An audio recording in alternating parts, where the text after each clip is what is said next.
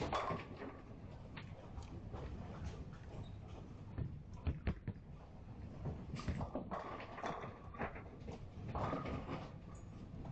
still surrounded by your team. Is the bottom guy on you? Yeah, so back there.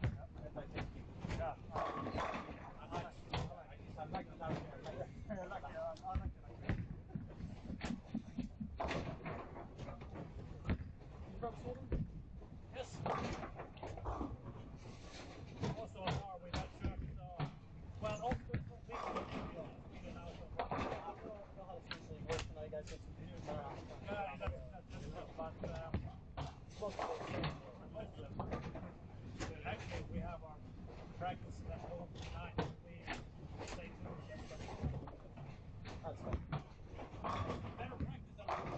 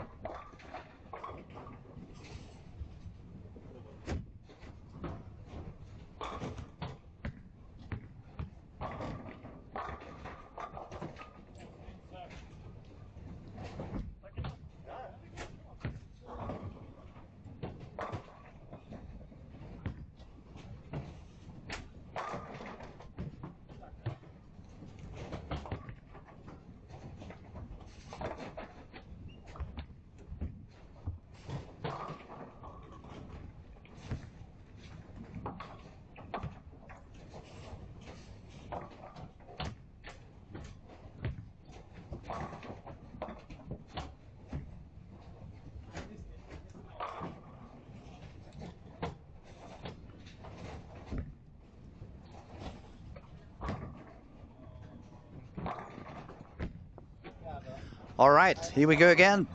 Back on the streaming, back to do some live commentary, and we are on the last squat of the day. We had a very fun squat on the previous one. We had 3 guys making it into the cut, and I have a very special guest. Is one of the new talents coming up. Second visit for you in Sweden, unless I'm wrong. Ladies and gentlemen, it's a pleasure to present to you Ernesto. Welcome, buddy. How's it going? I'm happy to be here. It's a pleasure, man. It's been a lot of fun. We have been enjoying so far everything we have been seeing. We have been seeing you doing very, very good, extremely good on the fresh conditions. It feels like you have already figured that out. But then it's becoming a little bit trickier from there, yeah? Yeah, my last 2 squads on the fresh, I think I'm probably plus 200. And then the back 3, 4, 5 games, I've been very rough. I mean, I'm finding a hard time getting my ball go through the front part of the lane.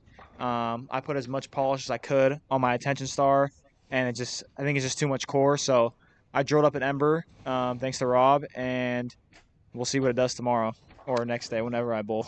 It should be a lot better. That's one of the things that even myself I got wrong from the beginning of the week. When you look at the pattern, you see 44 feet and 29 mils. You start thinking like it's going to be a little bit long. But then when you really pay attention into that, you realize that the oil is not really that long. It's just the brushing that it's going that long. So what I've seen so far is that people is having a lot of issues on game 3 and 4, especially in the middle part of the lane. They don't find a way to cross the middle part of the lane, and especially when I see the young talented bowlers, because we have been used to that urethane motion where you really grip the ball and you just send it with a little bit higher speed. But this pattern is quite demanding. It's very sensitive. So even if you can manage to get some strikes by hitting the ball harder, it becomes a little bit inconsistent. So I was talking to a couple of the locals yesterday that I met a few years ago when I was coaching in Sweden, and I told them I think the best idea at the moment to have go back to a weaker wrist, so you don't really grab the ball that much, and also try to grab a ball with a higher RG, so you make sure that it doesn't want to jump to the left too early or jump to start hooking way too early. So the fact that you say you just drill a weaker core ball, it sounds to me like you're going in the right direction. Yeah. I didn't have the pleasure to see the pattern before I left. I was already gone, so I just assumed last year, like I knew people throw urethane out here, so I brought more urethane strong balls. And after I saw the pattern, I knew I'd be in for a little bit. I was hoping that we got some balls out here for us to drill, so I'm happy we got that pleasure, and hopefully it does better for me because, yeah, your angles definitely have to be a lot steeper through the fronts to get your ball to go through it the right way. And I mean, on the fresh, I'm just throwing a big ball, like just getting out to the right, rolling it pretty forward, so it doesn't do anything crazy off the back of the pattern. And yeah, I mean, it looks good, but I mean, it's the middle games that my ball really starts to find trouble getting through it.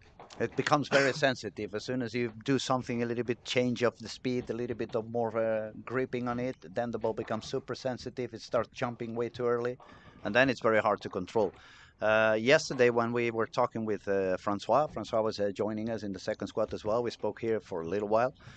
He was explaining also this kind of motion. He could see what was going on in the middle of the lane, and I was telling him if I had to bowl this event, we usually try to use the warm-up to generate more area on the outside by grabbing a dull ball and make some room on the to the right. In my case, as a right-hander, but I said to Francois, if I had to bowl this event, probably I would spend most of my warm-up shooting a spur ball like 7 or 8 boards to the left of where I'm starting, because that's the other thing that's happening in this event.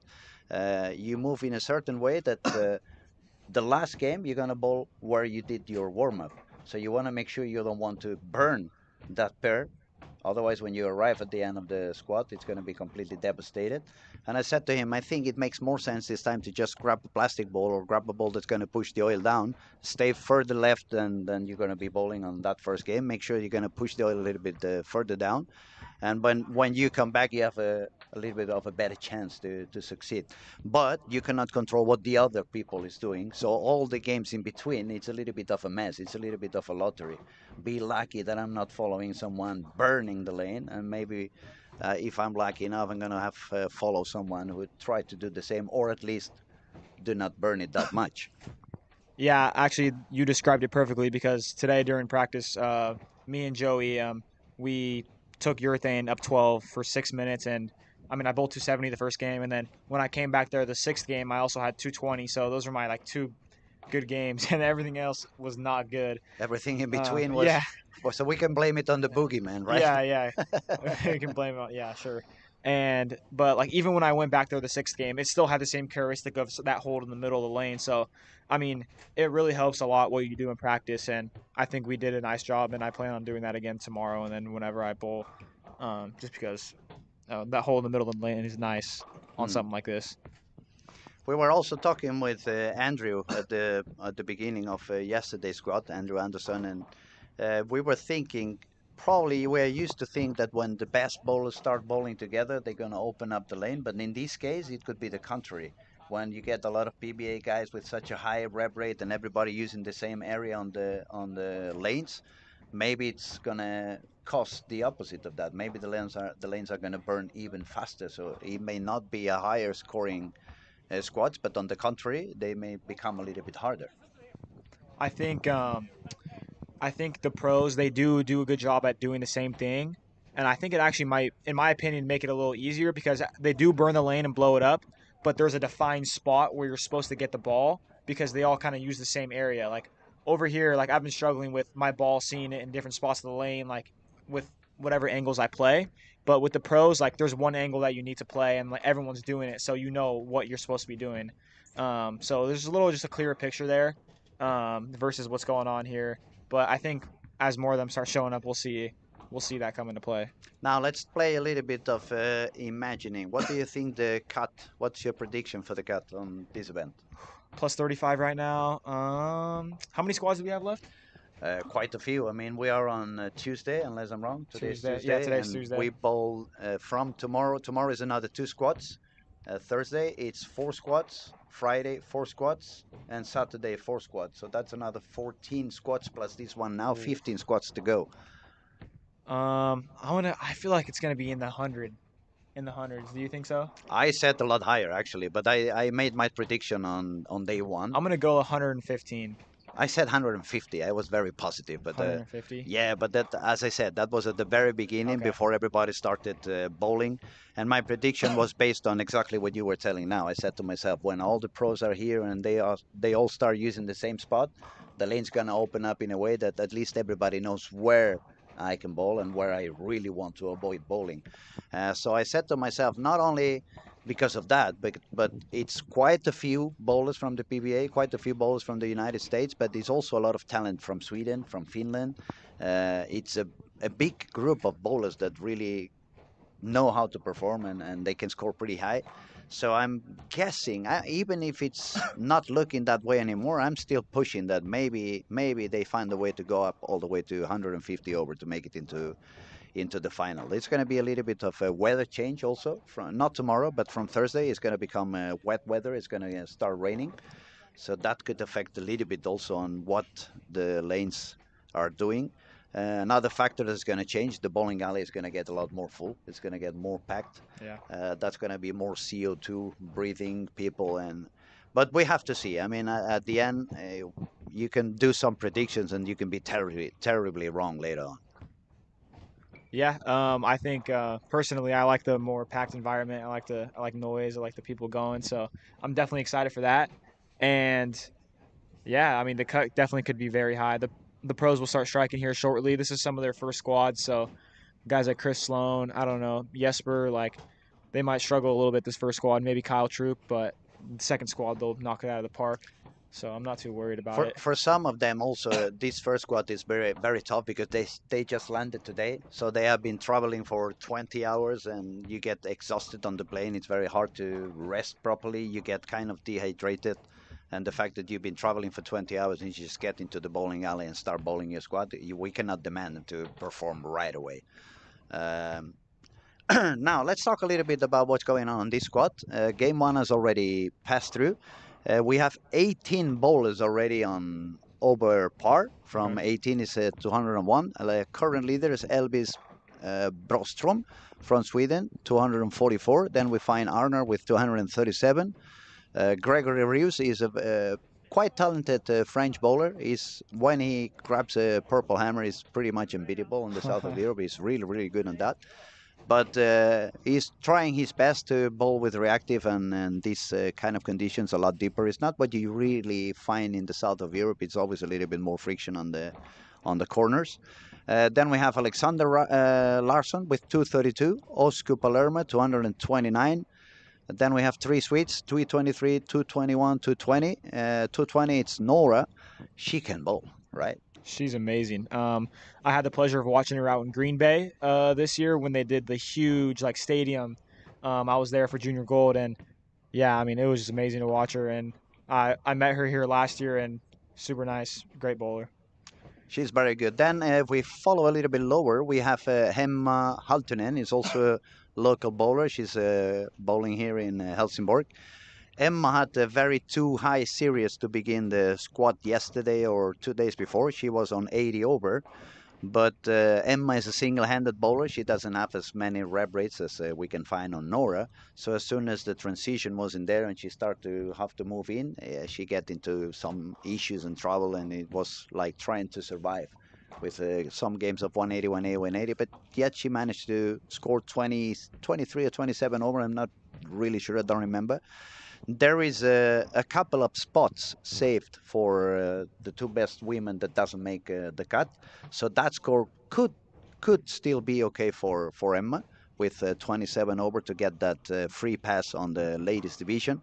Then we had until today it was early birds squad, so the people who doesn't make it on the cut but did okay series on those 3 days are also going to have a pass into the final. Then we have turbo games on games 5 and 6. Those who make the highest scoring on 5 and 6 and they're not in the final, they are also going to get a pass through to into the final. And finally, we have also 2 spots for the under 21 bowlers and 2 spots for the seniors, which is plus 50. So we're gonna have a lot of people getting into the final, and the scoring is. Yeah, the scoring pace on this squad looks like it's gonna get a little bit higher again.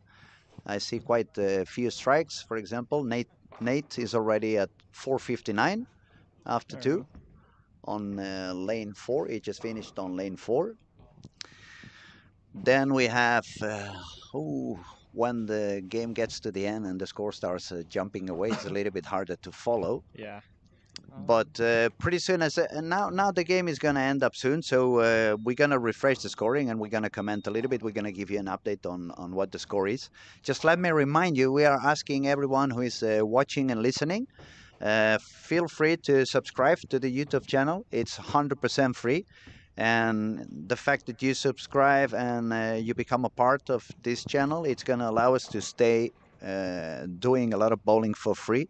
So you don't have to pay any monthly fee in order to watch PBA bowling and watch the best bowlers on PBA regional Sweden as well as the Swedish National League. Have you ever seen any Swedish National League match? I actually have. I think it's really cool. I wish I could be a part of it, but yeah, it looks super fun. The environment looks amazing, and it looks like they have a lot of fun out there. They go really crazy. They go nuts. It's like watching a playoff game on the NBA or a football match between Barcelona and Madrid when Yeah, literally. we really fight with each When other. Messi and Ronaldo were playing.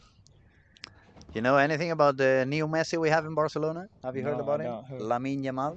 Is he like a young guy? He started playing in the A team when he was 15, 2 years wow. ago. He just turned 18 now, and he's probably going to get the Golden Ball this September at age 18. He turned 18 on the 13th of July. That's crazy. Yeah, it's crazy. We are very lucky in the team now. Obviously, I'm from Barcelona, so I'm supporting Barcelona, not Madrid. But we have a lot of young talented players now. At least 7 or 8 players under 21, and they are really amazing. So I think we're gonna have a good team for quite a few years now. Yeah, that's awesome. But back to bowling. Don't let me get you distracted. Let us know a little bit more about you. Tell us about your career. Where have you been bowling? What are your biggest successes? And since we have you here, also let us know a little bit how you feel when you come to Sweden. It's the second time you said. Second time, yeah, correct. I'll just start with last year bowling here. And last year bowling here, I made the cut. I think it was 200 over. And then I made the, oh man, I don't even, honestly, I think I made the second step. I passed the first 6 games, and then I got knocked out the next round. But yeah, it was a lot of urethane last year. And my bowling career, I won junior gold twice. I was back-to-back, first ever to win U15 and U18 back-to-back. And then I'm a PBA junior national champion. And yeah, those are my highlights of my career so far. Yeah, Still got another year. But how old are you? I'm 17. Oh, that's what I mean. Yeah. You don't have the time to have any bigger CV. Yeah, I've been pretty blessed on what I've been able to do so far, and So you're a it's little great. bit like Lamine, but in a bowling way. bowling I edition, guess you could say that. Yeah, the only main difference is that Lamine just signed a contract for For about, millions of dollars. Yeah, I know. like 12, 15 millions a year. Yeah. That's pretty insane. Let's hope that one day we find Bill Gates or somebody like that enjoys bowling and start paying out like a little bit better. That would be great. But Ernesto, since it's the second time in Sweden, have you got any plans on bowl a little bit more away from United States, or are you going to focus your career more just in the PBA tour? I would love to. Actually, last week I was just in Guatemala competing for Team USA for the Pan Am Games. Mm-hmm. I won a personally gold medal, silver medal, and a bronze medal. So got one of each. My first ever like international like medals, if you say so. So that was amazing time. I met a bunch of great people.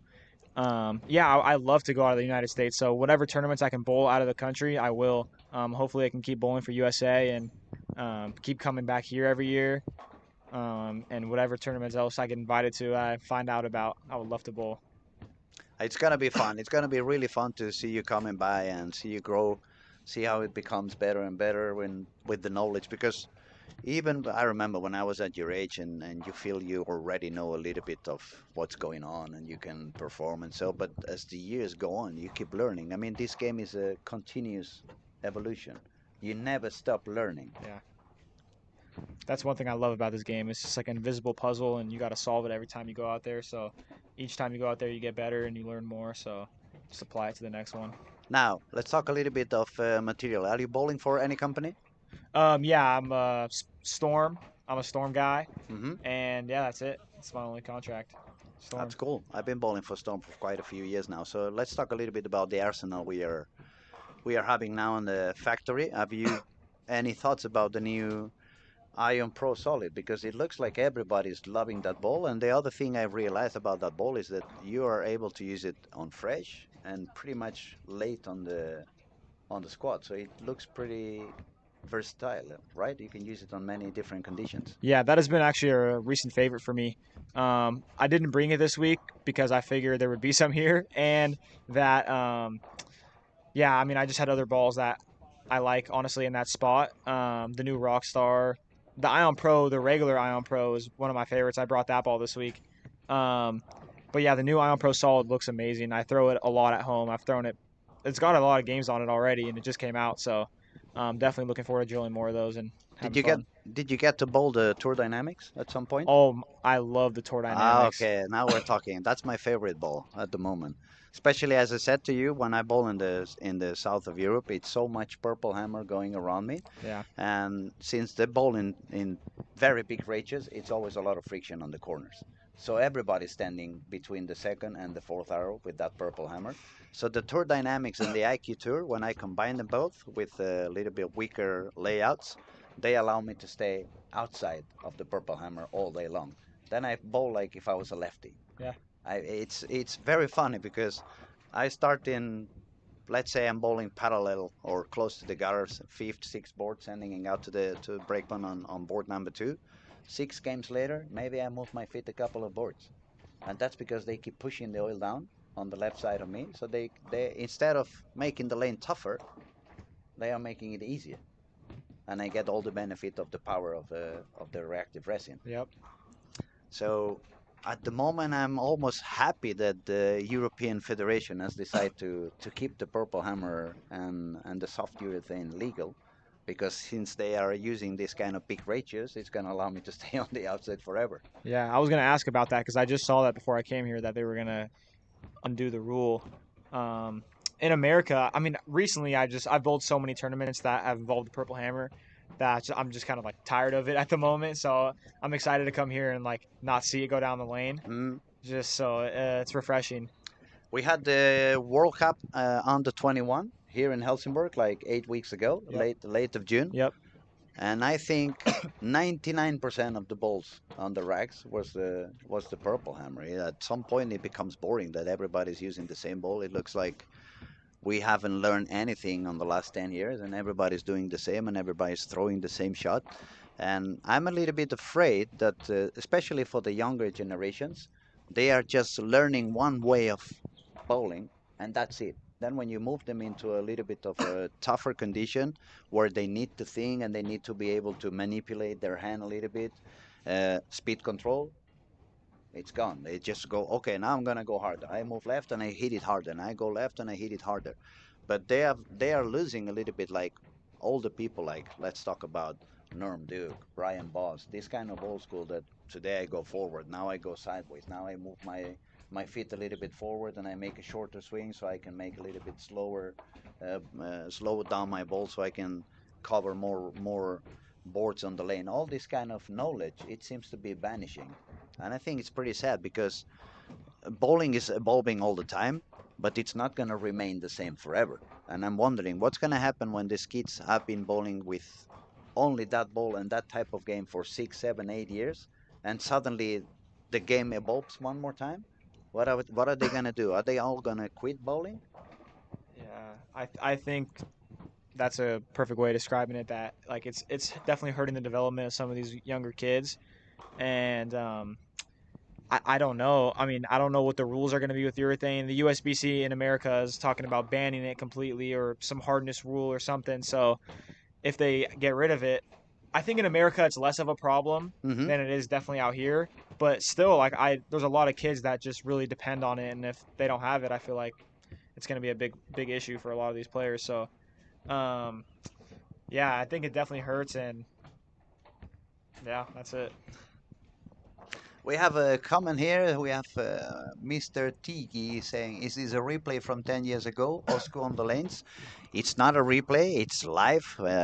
10 years ago, Ernesto would be probably I'd be 7 years old. he would be probably grabbing a 6-pound ball on the lanes. Wasn't even bowling yet. Not even bowling Yeah. yet. No, we are live, and this is this New Year's edition, 2025 Storm Lucky Larsen Masters. Sitting down in Sweden, talking to Ernesto. Ernesto, since I have you here, let me abuse a little bit of confidence. What kind of tips would you give to the guys in your generation? What would you tell them to try to practice when they are back home, if they really want to get better on their game? That's a tough one. Yeah, that's a tough one.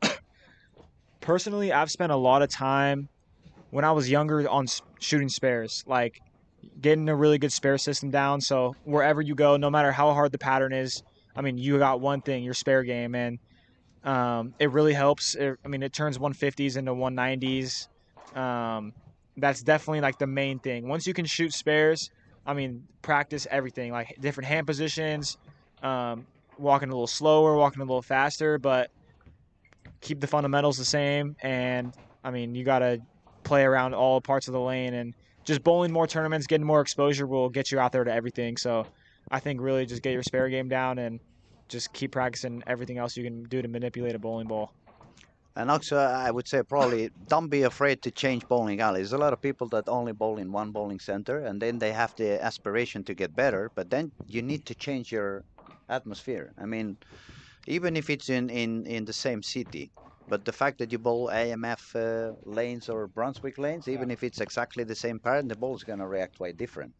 Yeah. So all this kind of different environment and meeting different bowlers, asking a lot of questions. If you happen to cross your path with a superstar, just go there, find out, learn a lot, learn as much as you can, get as much information on what they do, the kind of things they do, and then go back to your hometown or your own center and test those things, see what works for you. What doesn't work for you, you can skip it, but what does work for you, you want to keep it in your game for the rest of your life, and this kind of thing. So guys, since we have Ernesto here, if you want to ask something, if you have any questions, feel free to chat with us, let us know. We'll be happy to reply, sorry. And let's see a little bit on the scoring. We have we have Arnar on the lead with 91 over.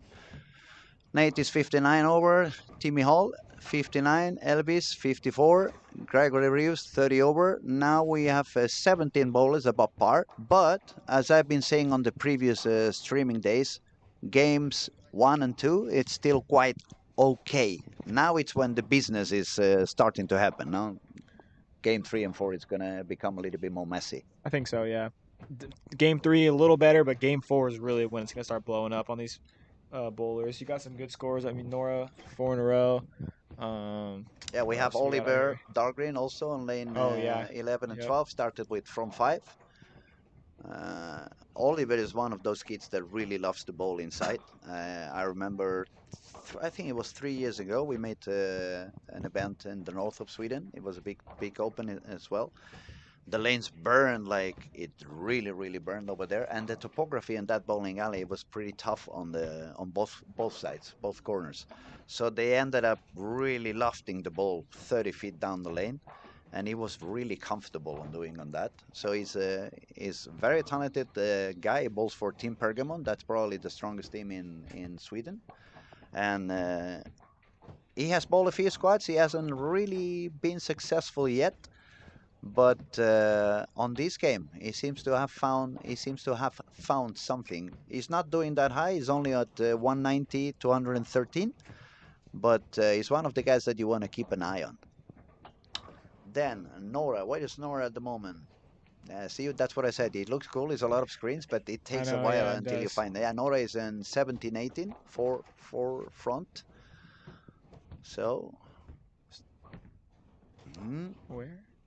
Over here on 17 and 18. Oh, there she is. First four. Oh my gosh! Yeah, that's why everywhere. When I'm sitting down here, I'm getting used to try to help my guests. So when I talk about someone, I say the number of the lane, because otherwise you spend 5 minutes trying to find them. Arnar is on 3 and 4. double 9-spare, strike 9-spare, and split. So Arner is also starting to find some, yeah, we could say a little bit of transition in there. Let's see how he responds to that. Let's see how he adapts into whatever he's found on the lanes. Okay, let's see who else we have. We have Jesper on lane 15 and 16. Jesper I was trying to find him too. is gonna shoot on lane 16 now. Oh, okay. Obviously, he has a red ball in the hand. He's throwing urethane. Wow. Yeah. Surprising. Not even Eric Jones threw urethane. Actually, yeah, he did, but it didn't work out too well. Wow, making him look good. He made it hook from quite far outside, He I did. must say. He's Jesper's fencing for a reason. Yeah. Now Nora on lane 18. There we go. She's looking a lot more comfortable than it was in the previous squad. Very good pair. As we said, she's so talented that at some point, I was saying on the previous squad, I've seen her bowl already a few squads, and on the contrary, you had the issues on the middle games. For Nora, it has been kind of a mess. Some squads was really messy at the beginning, some squads was really messing at the end, and one of the squads was messing in between. But on the other hand, she was striking quite high and doing high games all over the place.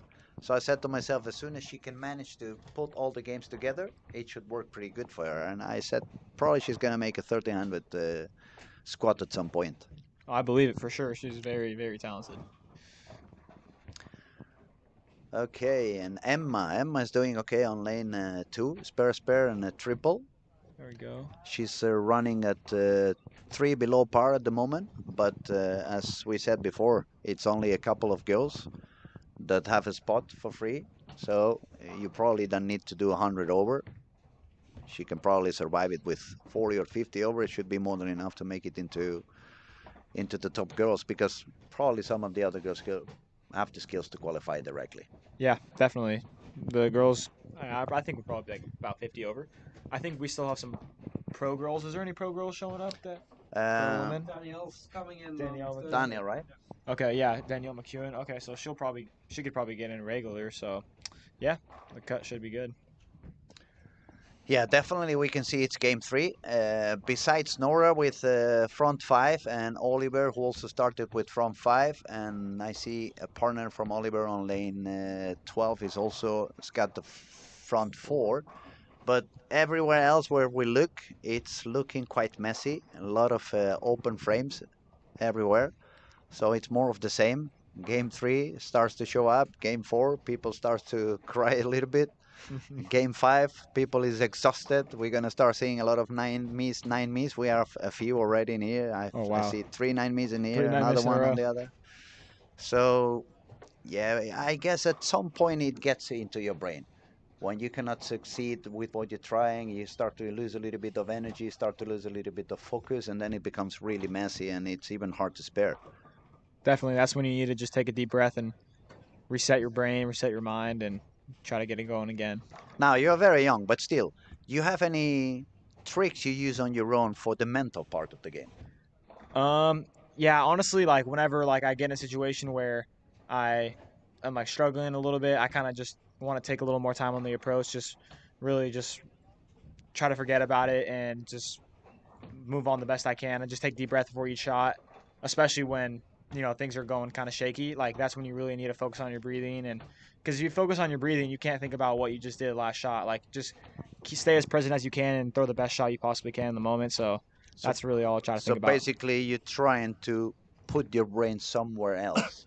Yeah, just bring it to that calm, focused state of mind that you're always in when you start a block or when you're thinking about something or doing schoolwork. I don't know, whatever you are. Now, that's the second time I see Jasper doing that. Did he balk? Yeah, oh, he did. He didn't release the ball. He felt like something was off on the approach.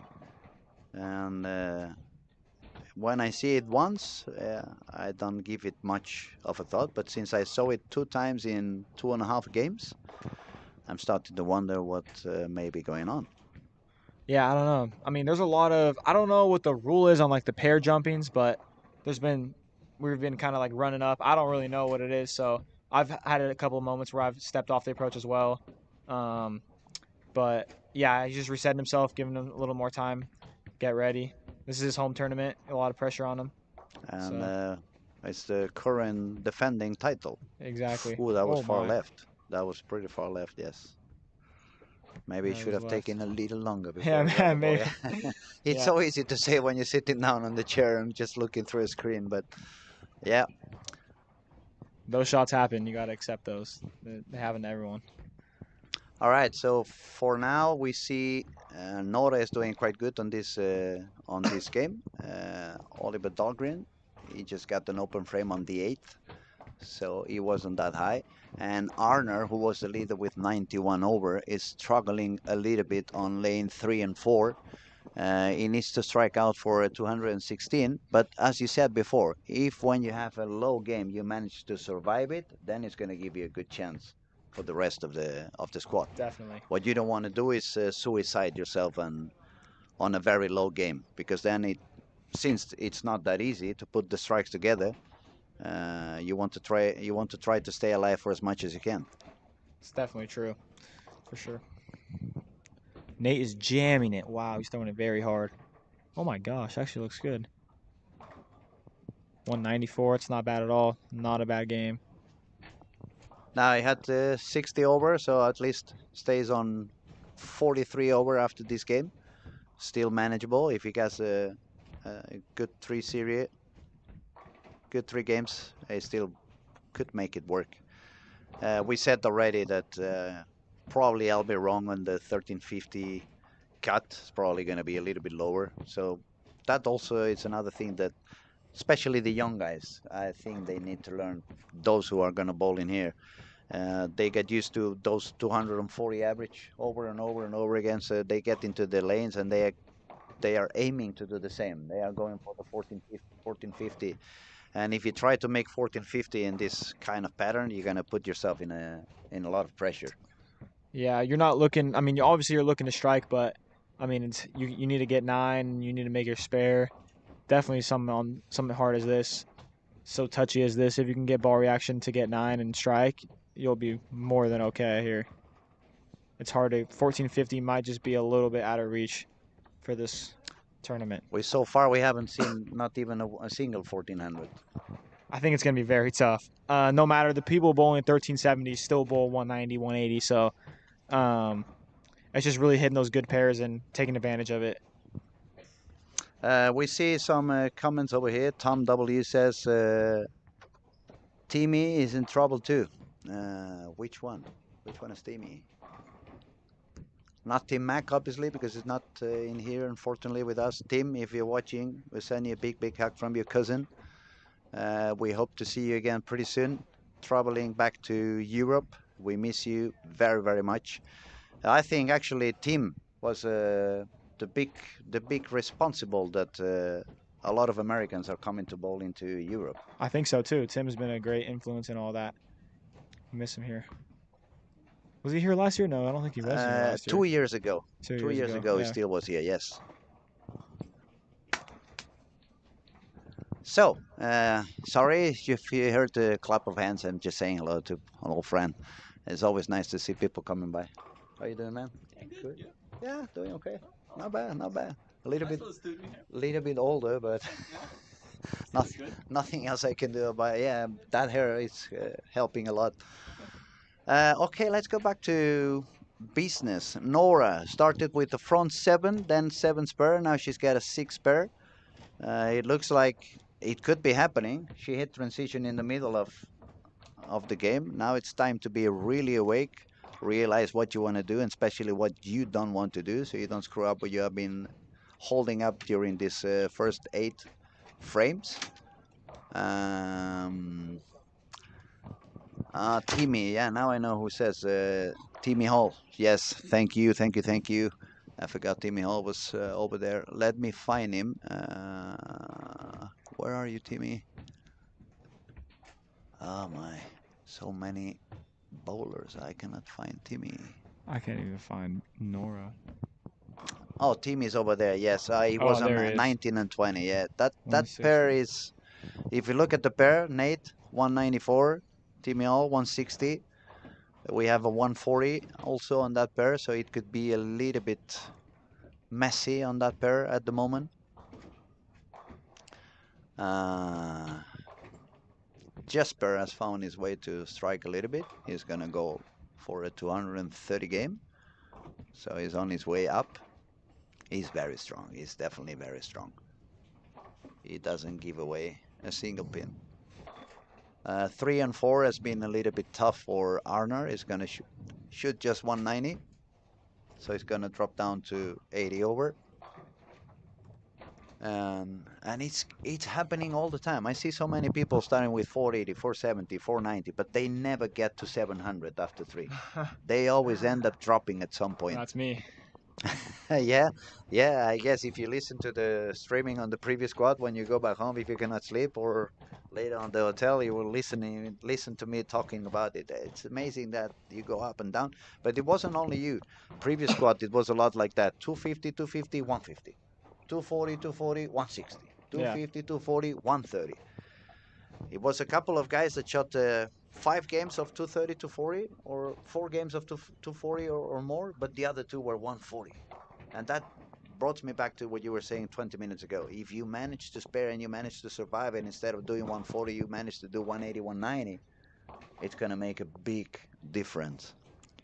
For sure. I mean, even just personally, when I was bowling, like, I was moving my feet 3 to 4 boards left each shot, and my ball was still going high, and I was like, that's when I was like, oh no, could get rough, and got some bad breaks, left a 4-9, and some other just unfortunate splits, pocket 7-10 somewhere in there, and it kind of just derailed from there.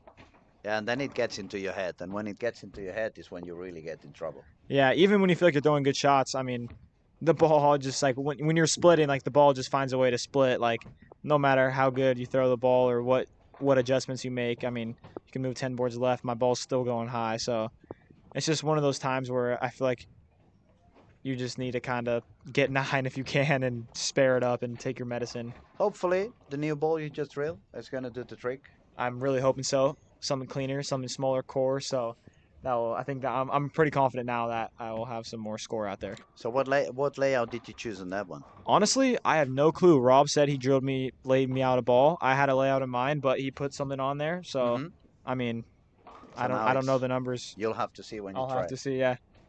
There's no actually holes in it. Yeah, it's just laid out. So I could change it if I wanted to. Technically, so you had the layout, but you haven't got it drilled yet. Yeah, it's sitting down there with my name on it. So all right. So we got to make sure that nobody takes it yet. Yeah, nobody do that. All right, game 3 is almost over. Pretty soon we're going to refresh and let you know about the scoring. But before I carry on, Ernesto, let me tell you, you feel free to go away whenever you want. I just kidnap you for a little while because it's fun to talk to you and see the point of view, but don't feel obligated to stay. It's a very long squad. It takes a lot of time in here. You have been traveling from far away. You're still adjusting to the European time zone, and it's a pleasure to have you here. I'm not kicking you out. Don't get me wrong, but honestly, I don't want you to be exhausted at the end of the day anyway. No, I'm good. I wanted to watch the squad anyway, and I'm doing it right here, so might as well. Just so you know, I'll stick around for a little bit. Whenever you feel tired, just put your hand up and say, I'm leaving you. Now you stay talking on your own. And if he's talking too much, you just... That's true. Yeah, we had Martin, Thanks, Martin on the booth, and Martin just gave permission to Ernesto to shut me down for a while. Yeah, I'm a little bit like a radio. That's why I had my radio show. I could talk for as much as I wanted. That's awesome. Okay. Nora, where are you? I lost you. I just saw her. Over here, yeah, 17 and 18. There she's she going to is. bowl 243, so she's going to be on 59 over. That's pretty good. On the French guy on 1 and 2, he managed to strike out and save the game for a 65 over. Emma also, she did quite good, so she's going to stay above par on after 3 games. That's pretty good. She probably figured out something. It wasn't working for her after game 2.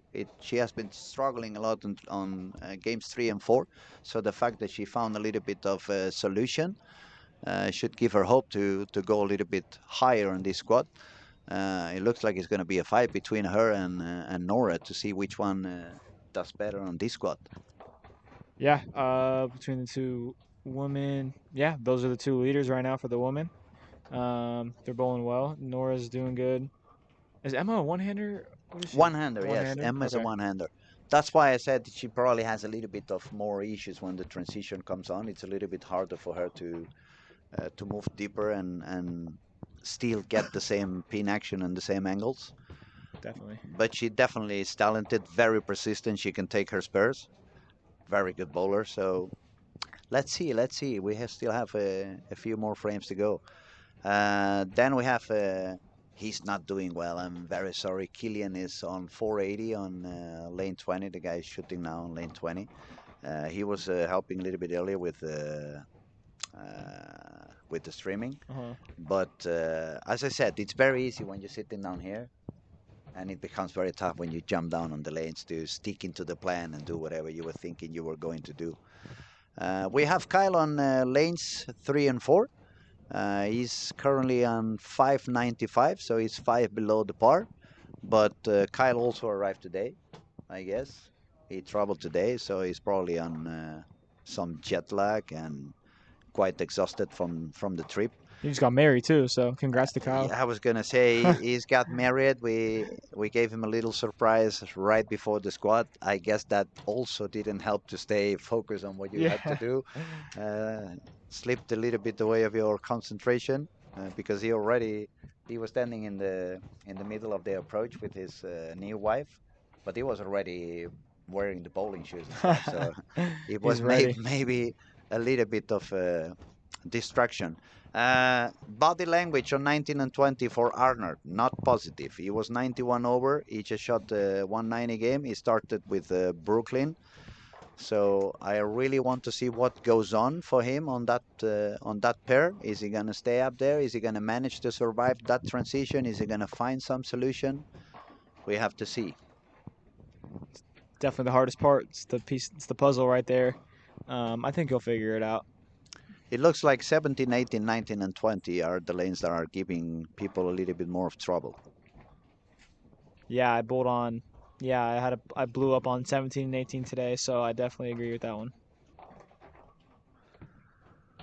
Okay, and the scores are updated. We have Arnar still on the lead with 86 over. Then we have Gregory Rius from France, 65 over. Jesper Svensson made his move to the third place already, 60 over. He's so quiet, he doesn't seem to be there. He had some issues in the approach a couple of times, but yet he's still up there already with 60 over. Nora, it's currently in the fourth position with 658. Elvis surviving. He started pretty high and now it's trying to survive. 53 over. Nate, same thing, 53 over. Oh, look at that. We have Otilia. She's also a girl from Sweden. 636. She just shot 247. And not bad for being game 3. I don't see that many low games this time as we have seen before. I have to go all the way down to Timmy Hall. He shot 161. And then we have to go already to the people who are out of the par with 174, 171 on places 17 and 18. But everyone on the top, the lowest games are 190, 190, 190. So maybe we see another surviving squad and a few people being able to reach more than 100 over. Let's see what goes on. Yeah, we'll see here shortly. All right, now I'm trying to find Otilia because I haven't really seen her bowling. I don't have a clear picture on her, so let's see if I can find her. I'm trying to look.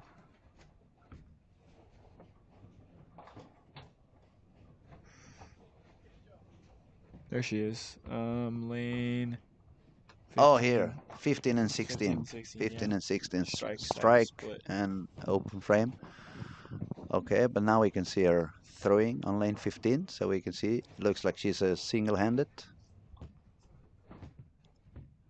Yeah, very Swedish school, no doubt. Now the lane is reading pretty early for her, so it's gonna have to move. She's gonna have to move in, and then we're gonna have to see how she can survive that. Yeah, she throws it really good. First time I've seen her bowl.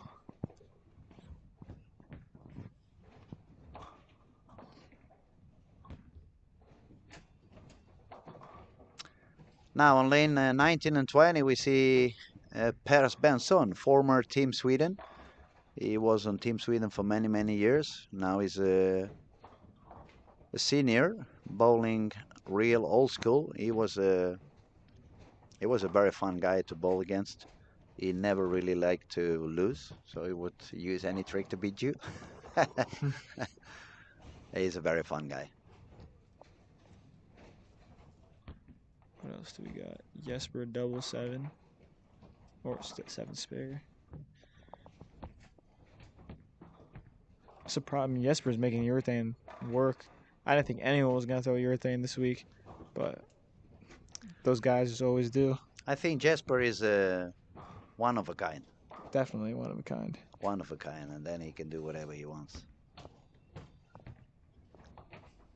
The fact that he's so powerful but yet so accurate, right? Okay, Arner, lane 20, is already standing in front of the ball return. Oh, hit it. Bad break. Yeah, that's a bad break.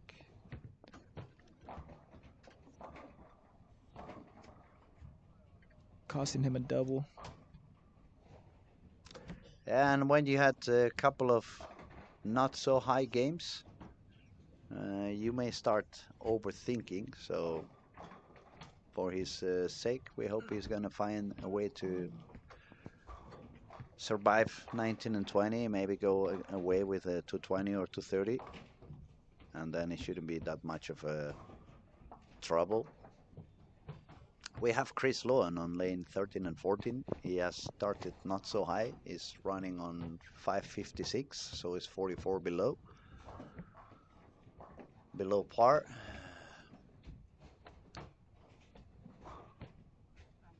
Nora is now bowling on lane 1 and 2. I'm trying to let our audience know where is everybody, because we have different cameras, so they have to switch from one YouTube connection to another if they want to follow one or other of bowlers. It's a little bit quiet tonight. I think people is having dinner. They're not talking that much anymore. Someone said good morning from Texas, or good afternoon from Scooby, Texas. yeah, hello Scooby.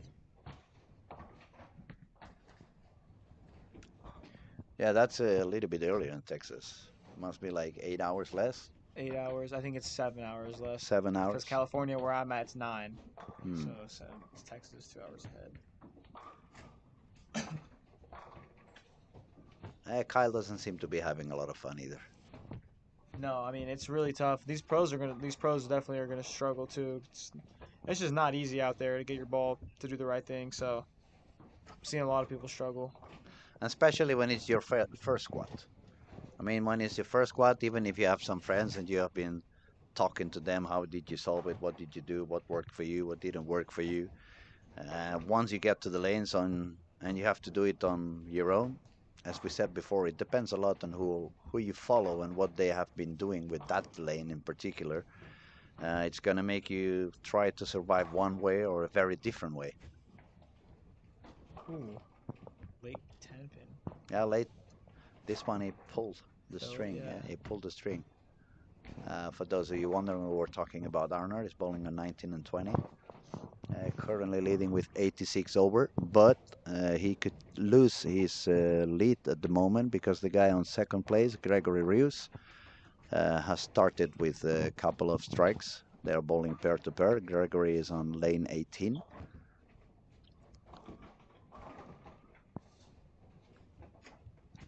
Nate seems to have found something back. Now he's on a spare and a triple. Sloan is also front 3. And Jesper's ball is not looking that good anymore. So I'm really curious to see what's going to do on the next couple of games. You think he's gonna stay with urethane for the rest of the squad? I mean, I feel like he. Maybe grab another urethane from the back with a little bit different layout or a little bit finish on the surface. I think that's the option. I definitely think he's going to stay with urethane, at least for this first squad. He's going to go pull out some other urethanes that he has and make them work.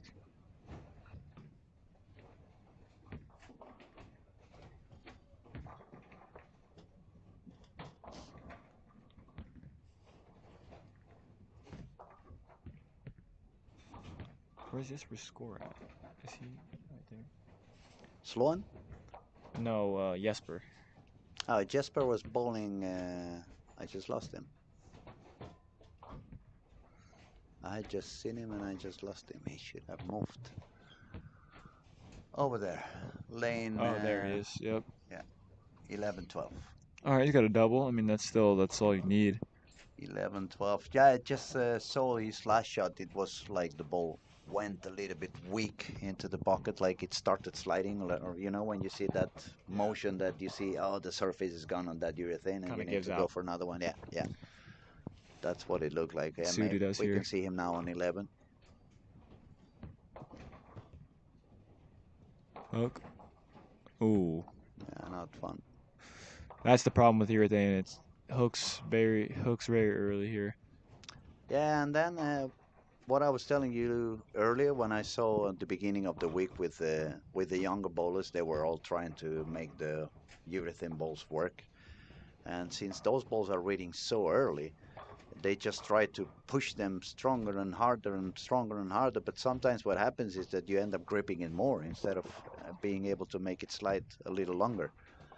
So it could be one of the things that's happening. Previous shot, as I said, the ball did not react so much. Maybe he just grabbed it a little bit more, and the ball overreacted too soon.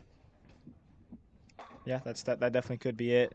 I just think, I mean, on the right side of the lane, there's so much traffic. So, I mean, I find myself moving 3 boards every probably 3 shots at least, 2 boards, just because there's so much traffic and the lanes just start to transition that much earlier. So Yeah, I'm that's sure it's not as bad for Jesper, but I'm sure some.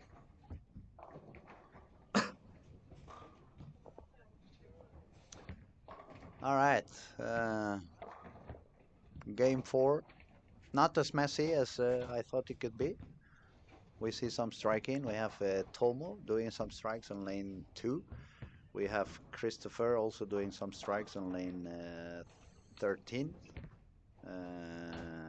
Nate is definitely found something on 15 and 16. 9 spare, 5 in a row. The French guy started with the front 4. He's already with 65 over after the first 3. So maybe he found the way to do it. Nora was doing quite good, but I don't see where she's bowling at the moment. Is that her on lane 1?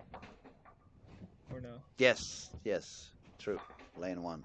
Struggling a little bit now. Yeah, 9 spare, strike, 9 spare, 8 spare, split, strike. Let's see if that strike is the sign that she found what she wanted to do. And if she's not finding it, I mean, that's the moment where you said before, you need to cool down. Don't let the emotions take control over you, especially when you have some score already on your pocket, and try to survive that game and focus on the next one. Definitely. It's hard to reset, especially out here. We got 6 games, so I gotta take it. The one that's gonna suffer, I think, for the ball reaction I just saw is on lane 5 and 6, Emma. The one I told you, she's single-handed, but I could see the ball just read way too early for her. But when you're not used to ball deeper than 20, sometimes you feel like, if I move any deeper, it's not gonna come back. But if you don't move, the ball's definitely reading way too early. So you have to move no matter what. Yeah, you gotta get rid of that. Gotta get away from that track area. Hooks a lot. No, that was a bad shot for the French guy. So 4 in a row, but wash out on the 5th frame.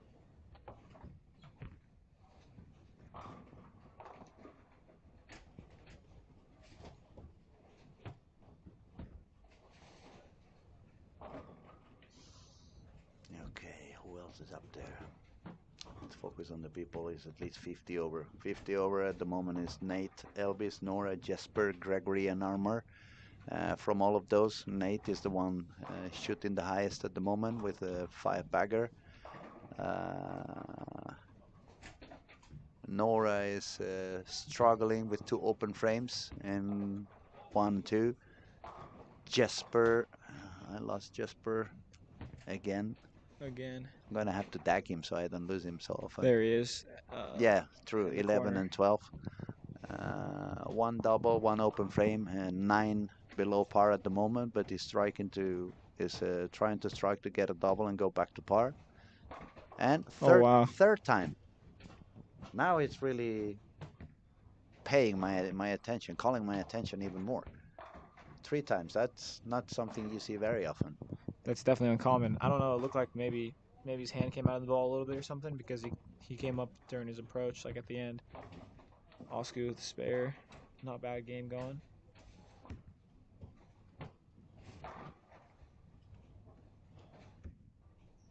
It looks like it's moved a little bit deeper. I don't know. It looks like it's still throwing urethane. Yep. But a little bit deeper than it was. Yeah. Nice. Yeah, that looked pretty good. Looks like he moved maybe like 4 and 2 to the right. After that split, for sure. Yeah, as a lefty.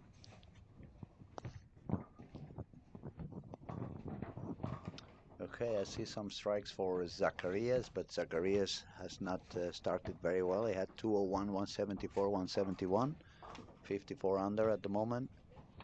We have nice shooting from Joachim Carlsen. He's back on Team Sweden. He quit bowling for 10 years. Now Wow. he's back on track. One of the first guys in Europe to reach 600 RPM. And for a single-handed bowler, that's pretty good. It's definitely a lot of talent. You see what I meant about Hemma? The ball Yeah. is reading really, really early. Now she's getting into a lot of trouble. And as we were saying, I mean, if I was behind the lanes for her now, being her coach, I would just move, move, move. I mean, it doesn't matter if you have to move 10 to the left, move 10 to the left. But definitely, it's not working. It's not paying out to stay where you are now. The ball is reading on the arrows and reaching the pins without any energy left at all. Someone asked a question. All right. I watched Nora bowl all year on the PWBA tour. A man, the potential's off the charts, but she voices a couple open at the blue. Go good. I'm confused. I have to read again. I watched Nora bowl all year on the women's tour. Man, the potential is off the charts, but she always has a couple of open out of the blue and really knocked her thing go good, so good than bad. More or less, I understand what you mean, Scooby. She's quite young. I think she's 21. We have no technicians on the room, so I cannot find out. She's quite young. She's maybe 21, maybe 22. First year on the American tour. You need to adapt to that. It's a very different type of bowling than the one we are used to have in the European zone. She's the queen of the purple hammer. When she can bowl the purple hammer, I think not even the guys can beat her. She can do as many as she wants. But now she's opening back. She's learning the new reality of professional bowling. It was her first season over there, overseas, and I'm pretty sure she's going to do a lot better on the years to come. Also, I don't really follow the women tour, so I cannot really say, but I don't believe it's that many two-handers as we can see on the men's division. No, it's definitely different.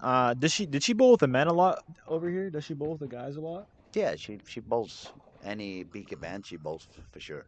Yeah, so I mean, it's the transition is different a lot with the girls. I mean, over here you got a lot of urethane, but over there the girls, I mean, they don't have as many reps as the guys do, and they don't throw urethane. So transition is different over there. And what I think she made 2 shows this year, and she almost won. So I mean, this for her first year, she's gonna be a big problem for a long time. And I think a lot of those bowlers in America know that. And she beats me, so I mean, she's my competition as well. I hope that gives you a better idea, Scooby. We try to give you our perspective and our point of view. We have Rich says, just saying no PBA title should be rewarded for any tournament Any tournament that you can re-enter. Well, I'm not the PBA commissioner. I don't set the rules, and I understand your point of view. Uh, I could agree in a way, but on the other hand, it's the same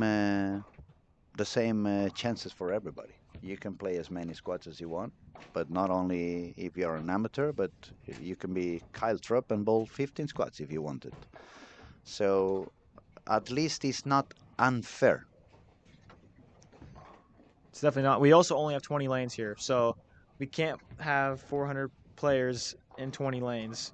It's not possible. So, I mean, you gotta spread it out somehow. And the fact that people can bowl more squads, it's another way of getting a little bit more of income. Definitely. So you can put better prices. And when you have to bring people from all over the world into an event, it's very expensive to travel around. Flight tickets are not cheap. Many hotel nights are not cheap. You have to pay for the food. You have to pay, and the re-entries are not for free. I mean, they are quite expensive as well. So we understand your point of view. I respect it. As I said, I agree in a way, but it's not that bad either. I mean, it's a PBA title outside of the United States. I know for a fact they in the point system it gives a little bit lower amount of points, right? I don't know. I don't know about that one actually.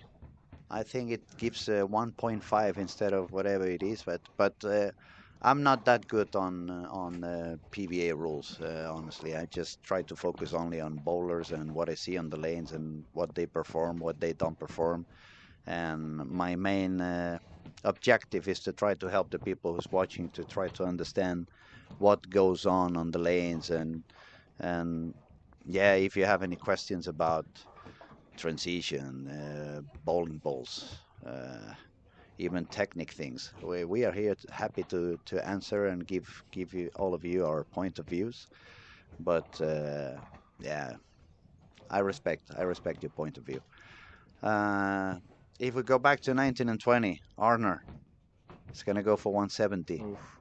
A lot of 10 pins, a lot of single pins, and not the best body language. Yeah, they're. That's like what we're saying. These middle games. Game 4 has always been the death of me and struggle for a lot of people. See at Uh, 140. he's gonna shoot Some one. good games, but Yeah.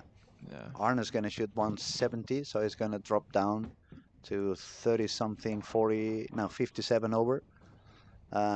Nate did a great game, 258, especially for being game number 4. Where is that at? Nate is over here on lane 15 Oh, there and he is. 16, so he's 911. now There you go. 911. That's a very good scoring because now if he stays out of trouble, that score is already quite nice to think about Sunday on the finals. So he doesn't really need to do any crazy moves or any crazy inventions. Just make sure he still hit the pocket and gets every single spare. And if you manage to double a couple of times in each game, that's going to put you on 130, 140 over, and that's probably going to be enough to be in the finals. Definitely. I'm surprised this ball was hooking back. He was throwing it very hard. They might be hooking more than they were earlier. Looks like they are. People are way far left. Yeah, people is further left than it was on the previous squad. On the contrary, that on the previous squad, we saw a few guys like Hakim, for example. He started bowling quite far outside compared to what it was on the previous day. I saw another 2 or 3 bowlers doing that as well. I guess that helped the lanes to survive a little bit longer. And then it was you and the other guy also using urethane at the beginning to try to push the oil a little bit longer. It doesn't look like this squad was the same way on the warm up, and now they start to pay out the price of it. Yeah, they're hooking. I'm watching. Who is that right there? Elias. His Yeah, ball just going left. Not a bad game though from him. And yeah, Chris Sloan looks like he's got it under control now. See, even yeah, that's still overhooking. You really got to get your angle out there to get it to have a chance. If your ball gets up the lane, it is no chance of striking, except if you're throwing it 20 miles an hour. yeah. And if you got a few years in your back, it's pretty hard to get it harder Yeah. down there. Yeah, but definitely on this game, we have seen quite a few games of 160, 150, 160, 170. So it's even we're going to see a 130 at some point on 17 and 18. One of those tough pairs, as we said at the beginning. It looks like 17, 18, and 19 and 20 are not that friendly with the bowlers as some of the other pairs on the alley. Not at all. Not at all. Well, I think this game 3 or this game 4 might be past my bedtime. I'm getting kind of tired here. Just thank you for having me, my friend. No, I appreciate, buddy. Thank you very much for Yeah, your thank you. time. It was lovely having you here. Best of luck during the week. Thanks. Hopefully, I figure some stuff out and make this cut. Good luck with the new ball. Thank you. I appreciate it. Thank you, Thank buddy. you. Appreciate it. Thank you so much. I'll see you again tomorrow. Yep, absolutely. Absolutely. Thanks so much. I appreciate you. Take care. Have a good rest, buddy. Okay, back to business. Otherwise, take that one. This one? Yeah, this one is the corridor, and you're already on the Thank hole. you. See you tomorrow, buddy. Yeah, see you tomorrow.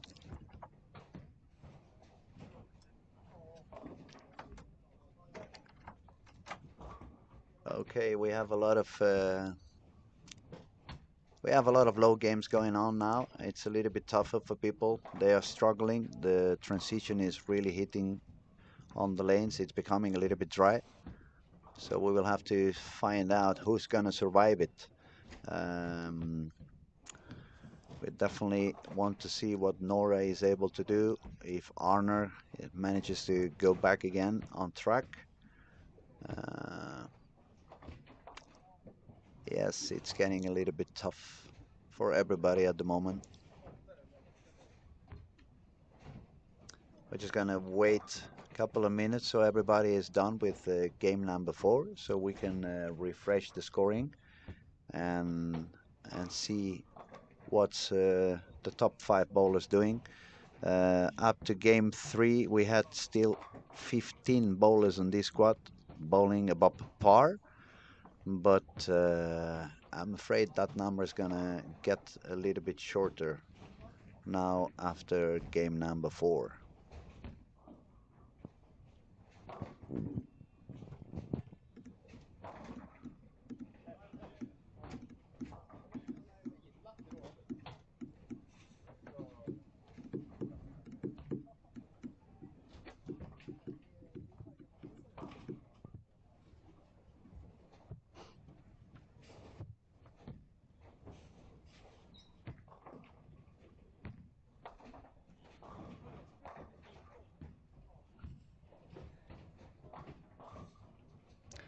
We have Jonas saying that the troop is out there. Yeah, it's actually quite deep.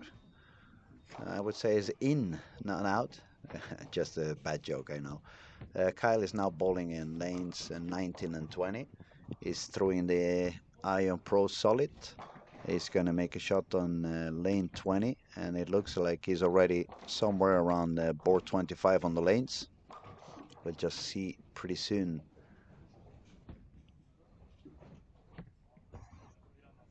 Even deeper, he's throwing around 27, but now it looks pretty solid. That looked very, very good. Maybe he's starting to find out what he wants to do from after this squad and on to the rest of the event, and the rest of the squads he's gonna bowl.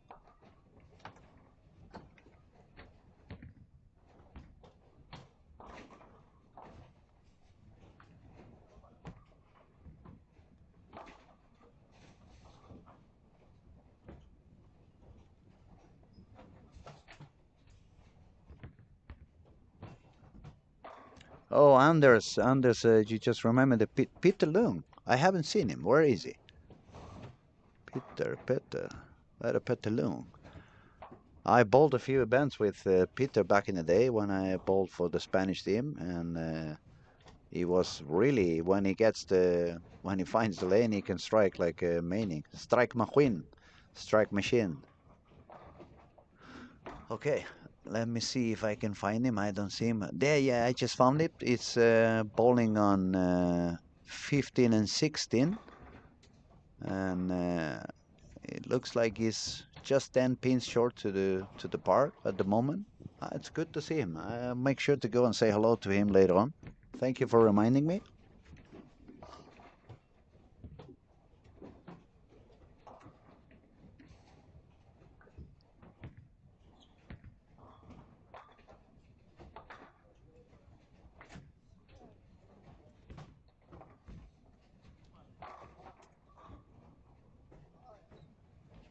Now, if you give me another minute, we're probably going to have our scores refreshed after 4 games, and I'll let you know what's the status for this squad. Um, Overall leader, it's still Hakim from Malaysia with 175 over. Number 2 spot, it's 174 over. It's Ryan Barnes on the previous squad. He had a very strong performance. We actually had three bowlers on the previous squad that shot over 1300. And at the moment, I think we only have Nate Purchase on 111 over, I seem to have recalled. And then is a couple of guys a little bit closer to 880 or 880. Yes, there we go. Thank you, buddy. Nate Purchase now on the lead, 911 after 4 games. He shot 210, 249, 194, and 258. Number 2 on this squad is Gregory Rius from France. He's got 879 with games of 234, 196, 235, and 214. Jesper Svensson, the defending winner of this particular event. He was the winner last year. He's got 866. He's not giving away any of the games. He hasn't had any real high game yet. He's standing with 66 over with games of 202, 225, 233, and 206. Fourth place is Arnar Jonsson, but he's kind of dropping down. He shot 237, 254, but then on games 3 and 4 he shot 195, 166. We have Oliver Dahlgren on 5th position, 190 to 13 to 24 to 24, so he's 51 over. Elvis managing to survive with those 50 over for quite some time. Oscar is now moved up into the seventh spot with 229, 198, 197, and 222. Then we have Joachim Karlsson, is Team Sweden. He's not only a very good bowler, but he took a 10-year break. Now he's back on fire. He left home a couple of days ago because he bowled the first few squads. He decided he needed a little bit weaker bowling balls, a little bit weaker material that he was using. And so far he's not doing super high, but he hasn't done any low game. He had 220, 203, 200, 205, so he's 31 over. But if he finds a couple of high games, it would still give him a chance to try to reach a little bit over 1300. 11th place is for Nora. Unfortunately, she had a lot of troubles in lane 1 and 2. She shot 152, so she dropped down to just 10 over. Ottilia and Nemma are pretty tight behind with 796 and 795. Both of them had low games on the last 4 games. 171 for Emma, 159 for Ottilia. But as we said while we were doing the streaming with Ernesto, it was pretty clear that the lane has burnt out completely, and they either need to start moving a lot deeper than they were at the moment, or they need to find some ball that by spinning it and giving it a little bit less of rate, they find a way to make it cross the heads, which is not happening at the moment. Ottilia's bowling now on 19 and 20. She's got a double, but also 2 open frames, so she's 19 on the par on the 5th frame.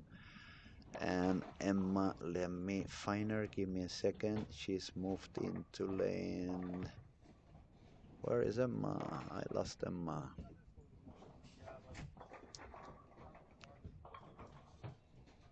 Emma Halden. Yeah, she started with a double on lane 10, but now she has an open frame of 5 and 4, so I guess it was probably a wish out.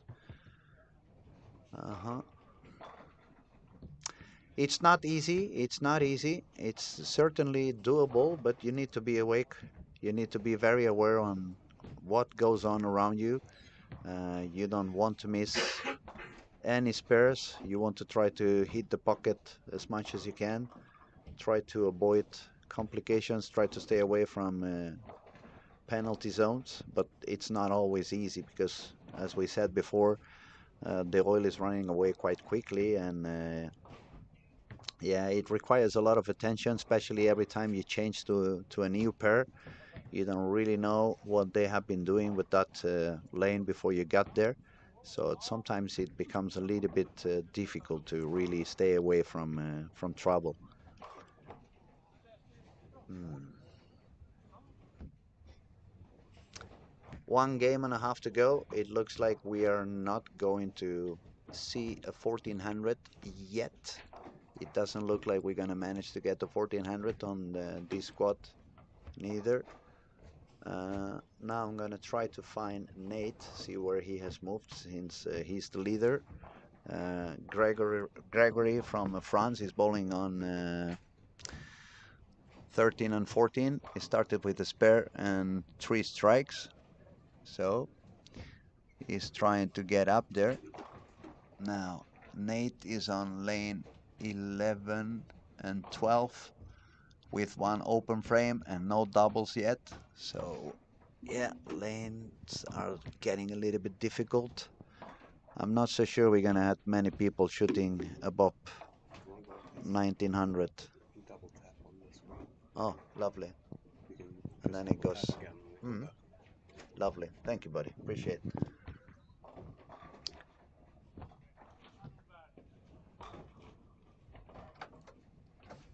Okay, people who's doing okay, let's remind you that on games 5 and 6, it's important to try to score as high as you can because it's turbo games. Turbo games means that if you score high enough but you haven't made it on the cut, it would give you a pass into the final. And at the moment we have on lanes 17 and 18, we have Arvid Thompson with the front 5. So it would give him a fair chance to gain that turbo if he continues to strike. And before I carry on, I have the pleasure to finally, I kidnap you for a little while. We have Daniel sitting with us.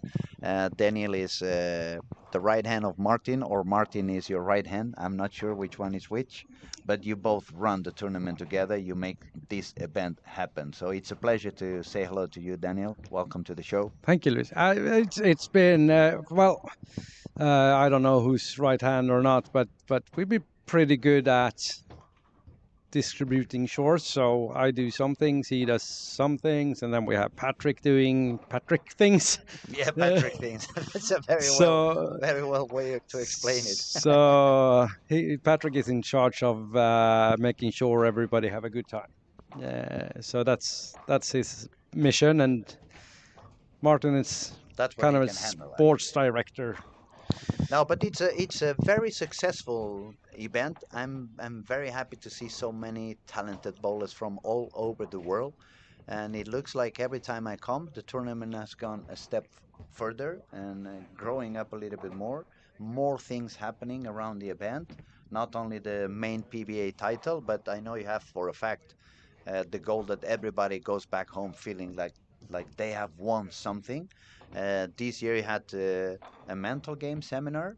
Now you're gonna have a couple of seminars with it's skip away Matt McNeil of Storm talking a little bit about the bowling balls and layouts. Then we're gonna have Chris from Kegel. He's gonna do a seminar about oil profiles and stuff like that. So it's a lot of fun. It's a lot of things happening. Yeah, it is a lot of fun. It's more than just a tournament, and the tournament itself is good enough to stand on its own legs. But like you said, we have from the start 2017, the goal has always been to have the guys not winning leave with a smile. And then we developed that. We just started the seminars I think it was 2 years ago. A little bit first for the under 21 squad. The first week to give them something more than just the bowling. Now it's been more and more. We had Chris Jonas last year as well doing a lane. Can't remember exactly what it was, but it was how to read and decipher a lane pattern. So this. And that's one of the reasons why, for example, I come from Barcelona. It's south of Europe. The level is not as high as you guys have up here in Scandinavia. And I have a lot of bowlers, when I tell them to come, they always tell me, oh, but I cannot score, I cannot perform. What am I doing there? I have no chance. But this is the perfect moment to let them know it's not only about competing, it's not only about putting yourself on the lanes against the best bowlers in the world. It's about the whole experience. For example, tomorrow, Wednesday, I know you have a friendly golf event. Yeah, that's the golf event we had actually from the start, from 2017. Started in Malmö. So we have a golf event. So you pick teams, or we pick teams. You can play. So we use the PBA players come, and a lot of them play golf. So you come play golf, and you get to play golf with Carl Troop or so it's AJ another Johnson. option, because obviously when these guys are on the lanes, they are focusing on what they want to do. They're doing their job. They are doing their job, exactly. They are competing. That's their main business, trying to get a title back home and put another title in the backpack, as I say. But when they are golfing, they are having fun. When they are off the lanes, they are super humble, super open. They are taking pictures with everybody. They are giving away some of the shares. They're signing autographs and stuff like that. And I mean, if you love the game, you don't have to travel all the way to United States, which is a lot more expensive. It's a lot more expensive to fly from Madrid to Los Angeles or to Orlando than it's going to be flying to Copenhagen and taking a train to Sweden. So normally in the US for the PBA events, they have a pro-am one night, and they charge you $150 to be part of the pro-am. And here the pro-am is included in the entry fee. Yeah, that's a big difference already. And then another thing I really love in Helsingborg, it's the food. I mean, you eat very good in Olympia Bowling Alley. It's not like all the events that you spend 12, 14 hours every day in the bowling alley and you only have these frozen pizzas and maybe frozen potatoes and stuff like that. So it's a very, very complete package, from the food to the environment to having and meeting new friends and spending time with the PBA bowlers, doing some seminars so you can learn more about the game. You have a lot of beautiful clothing prepared for the event as well. So it's a lot of things happening around. And let me ask you, when did you guys have the main idea of why don't we try to get like a PBA event?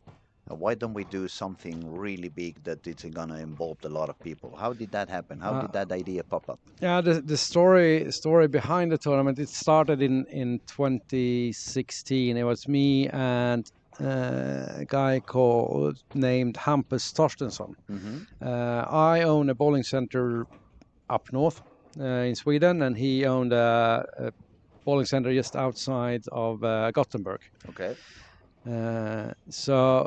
And we were both involved with the Proprietors Association in Sweden. And we were thinking about ways to promote bowling in Sweden. How do we get more people to bowl?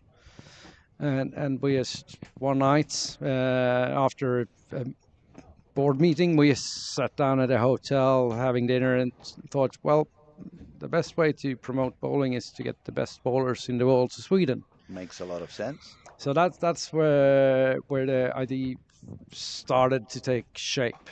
And fast forward a little bit, we had everything kind of mapped out and everything, how it would look. And then at Swedish Sports Award Gala, all sports in Sweden, they give award Athlete of the Year and that kind of thing. And we said we were both in Stockholm that night, and that gala night, and Jesper was nominated for. I think it was Sports Newcomer of the Year or something in Sweden, Athlete of the Year, newcomer. Was the year after he won his first Major. the TOC Tournament of Champions. So we sat there before everything started and said, if Jesper wins, we go. And later that night, I made a phone call to the US and said, yeah, let's go. Because Jesper won the award. So then everything just took off. We chose Malmö because of for the first tournament. It's a bigger bowling center. It's a bigger bowling right? center. It's small center if you compare to, but in Sweden it's a big center. It's 22 lanes and it's like 20 minutes from a major international airport in Copenhagen. You take the train and you're in the bowling center. Like 30 minutes later, you're at the bowling center after you get your bags off. So that was a very successful event. We have had over 500 players. We had 1,200 entries. Wow! So already first attempt, it was like pretty successful. It was, and the first that gave you the energy to carry on. Yes, right from the start. And that first event, of course, Belmo won. And we had 2 years in Malmö. And so it was 2017, 17 and 18. It was held in Malmö. Yeah. So and then you decided. Yeah, the idea from the start was because we were trying to promote bowling in Sweden to go to different locations. Okay, so maybe it was like. So we had a contract with the city of Malmö for 2 years. And say start here and then we're going to move, but we didn't move that far. We moved like 45 minutes drive. 45 minutes drive, yeah. And ended up here in Helsingborg. 2019 in Helsingborg. And because the tournament is so much more than just the bowling, I don't think there's a better bowling center in Northern Europe for this tournament, even though I tell Patrick, who owns the center, I tell him every year, you need more lanes, mate. You need more lanes. But do we have anything interesting going on? Yeah, the guy bowling on, we have one player on the lanes now. He's going to go on lane 16. Pretty good game going on. Arnar Johnson from Iceland, but he lives here in Helsingborg. He's actually one of only 3 people here that's already qualified for the final, because he won a PBA Sweden event. PBA regional. So it's a PBA regional. We started this year a regional tour in Sweden, and we had 3 tournaments, and the winner was awarded a free spot in World Series of Bowling next year. Okay. And a spot in the final. That's cool. Here in Helsingborg. Step 1 or Step 1. Step 1. Yeah. Was it for every winner of PBA regional in Sweden? Yeah, so we had 3 tournaments. So we have Arnar. He's doing a big game, 269. And he needed that because the last couple of games. Yeah, but he doesn't need it. He's already in the final. No, I know, but but he can actually qualify to final step 2 if he can get a bye. That's what I was going to say. Now he's got the secure spot on step 1 because he won the PBA regional. But if he wants to jump into step 2, he needs to go for a high squad. Yeah, and if that happens, we have to recalculate the cuts because we're not going to have less people in the finals. So we're going to add one more from the cuts. It's going to be top 41 instead top 40. Who was the other 2 winners of the PBA regionals? Pontus Andersson won the first one in Jönköping. And then Arnar won the second one in Eskilstuna, about an hour and a half from Stockholm. And in Stockholm, we had our own local Helsingborg pro shop operator, Carl Diesel Wahlgren. Oh, that's cool. And it's so the talent in Sweden, we were a bit worried about PBA and what we will see on the regionals. Not that we have so many talented bowlers in Sweden, but we actually had 3 bowlers that's been not regular on the national tour in the US, but they played many they played a few tournaments a couple of times a year. So Well, you have a lot of talent. It's yeah, let me and tell you that. Kyle Troop had a 267. Yeah, Kyle was suffering quite a lot. Now he felt pretty comfortable on 19 and 20. He has moved a little bit deeper from where he was standing before. He was using the the Ion Pro Solid, the new one. There was the blue. same ball that Carl used in Stockholm to In win. Stockholm. It looks like that ball is quite versatile. It's working very good both on fresh and by the end of the squad. And I've seen quite many bowlers using that ball already. Yeah, and in Stockholm when Carl won, it was also a longer pad. It was Badger, so 48 feet. Oh. In terms of scoring, we had Nate Purchase on the lead after 4 games. He was 911. I think I saw him suffering a little bit. He shot about 180 something on this. Transition. Yeah, transition is definitely here. Now it's has already been here for a couple of games already. Now it's even kind of burn in the middle of the lane.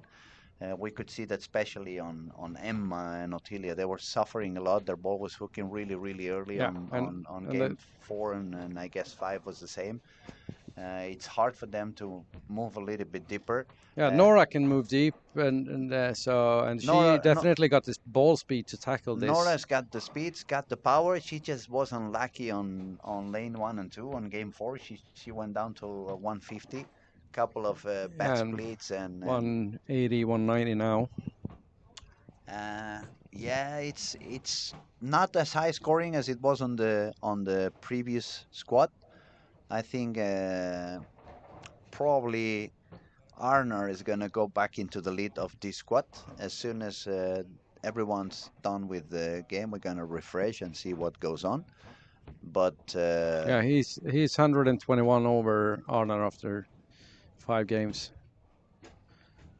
And the thing is that people who scored pretty high on this 5th game, they had quite a low score because we have Kyle Trope with 267, but he's only 33 above par. We have Arvid Thompson with 245, and it's only 8 above the par. Then I saw someone else shooting 240, but it was a little bit below the par as well. Yeah, this like me. I played 2 squads in the tournaments, the first ones with. So I was in the cut for a while. I ended up 31 over, but that was with finishing the last 2 games 480. So 480 on the last 2. That's pretty good. Was it when I coached a little bit? Yeah, you were coaching me. So that's nice. Yeah, so it's just thanks to you. I'm going to start doing some online coaching worldwide because it seems to work quite okay for everybody I help. So maybe I should do that and focus more on coaching and less streaming, right? Yeah. Okay, I found Ottilia. She's a bowling now on lane 3 and 4. Yes. She dropped down to 64 below the par. Yeah. That means she had a very low game as well because she had 795. It's not fun to see. I really suffer with people. I'm very empathic with what I see, and I don't like people suffering with their games. But we can see a lot of people already in front of the ball return, bowling really, really deep inside. Emma is on lane 9 and 10. She hit the head pin strongly quite a few times. She saved 183, but she already has a squad with 20-something over. So unless she makes 250 on the last game, this squad is not going to be helping her much. No, I think that was a fill ball as well, so she might have tried something that clearly didn't work, unfortunately. It was nice to see Per. I was talking about Per Svensson a little bit sooner. Former PBA, former Team Sweden. Yes. I bowled with him quite a few events while I was bowling for the Spanish team as well. It was fun to see Peter Lung also. Yeah, World Cup winner in 1986. Exactly. That's it's from my hometown as well. Very nice. Is he? Yes, he is. Oh, I didn't know that. Wow. But this guy, when he finds the lanes, he can destroy anybody. Yes. Even today. And how old is he now? 50 something. He's 50, 50 plus. 50 plus. But he still can bowl and he still has the Yes. speed, and he's a very good bowler. And He has he always been. knows he's such a he's smart. He knows the game. He's been in the game for so long. He started at the times where the lanes were put in, where you oil the lanes by hand, Yeah, not yeah. by electric machines. And he was when we were on away matches back in the days. We're talking 90s. He was our GPS in the car when we're going to places we didn't know. He was he naturally just could find a bowling center. Another interesting thing to see, the only guy who's bowling urethane all day long is Jesper. He's doing IQ 78. Yep. All the squad. I actually joked a little bit with him right before the squad, and I said, I'm expecting to see the U78 on the lanes. And Yeah, but you have to think about it. Jesper just he literally just got off the plane from the US attending Carl Troop's so wedding. So he was he had there a as well. Okay, yeah, and he had okay, a makes really sense. terrible flight home when he was stranded in Frankfurt because of delays. So he had a terrible trip back home. So That's very annoying. so I can understand if he's not able to be at his best right No, now. I can understand even better. I was talking earlier in the day on the first squad, I believe it was. I said I hated to bowl the day I traveled, even if it was only flying Madrid, Barcelona, which is 1 hour flight. And I've never ever performed well the day I traveled. That's because you didn't like to go to Madrid. That's possible as well. I hope there's not many people from Madrid listening now. Yeah, but you like the people. I like the people. What I don't like is the football club. That's the only one I have to admit I'm not a fan of. They are always crying about the referees when they are the most helped team in the history of any sport. I think some people would say something else about that. So, but who do we have here? I'm sure we're soon going to have the scores updated. We have a. Yeah, I think we only Nate gonna have Purchase now. He's 80 97 something. over and started with a double on lane 7 and 8. 7 and 8, true. So he probably needs a 220, 230 game to try to secure his spot on the final. He's got a turkey, so he's on his way. Yeah, he's really on his way. And he just arrived. He's still jet lag, I'm sure. Also, so. When did he get here? Yesterday. Yesterday. Yeah, it's still a little bit too soon.